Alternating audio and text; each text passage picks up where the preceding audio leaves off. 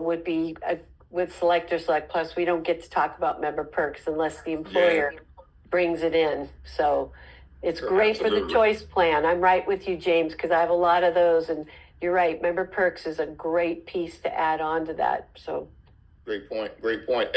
James, along with you, Mrs. Maddox, people understand when to use the medical, when to use the homeowners, and when to use the auto.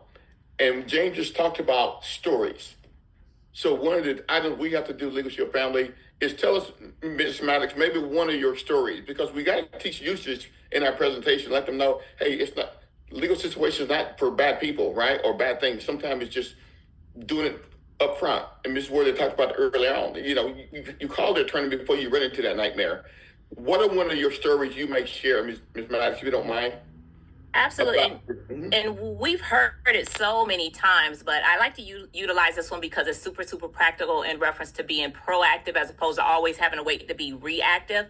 But that's the contract and document review about one of our members that was in the process of purchasing a vehicle. But before she did so, she took a moment to have that contract reviewed by her attorneys.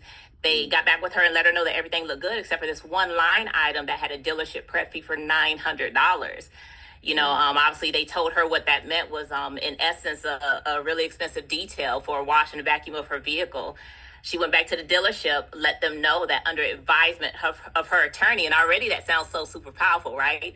But under advisement of her attorney, she would like them to redact that line item. They did. She now drives that vehicle to this day, and she was able to save $900, which would have been amortized over the course of that loan. And for whatever reason, that story, it seems to get such a great reaction every time that is told, because once again, who hasn't purchased a vehicle or has known somebody to purchase a vehicle? That is something that is common practice. We're signing things like that all the time. We just don't always stop to think, let me get this reviewed by my attorney. And that is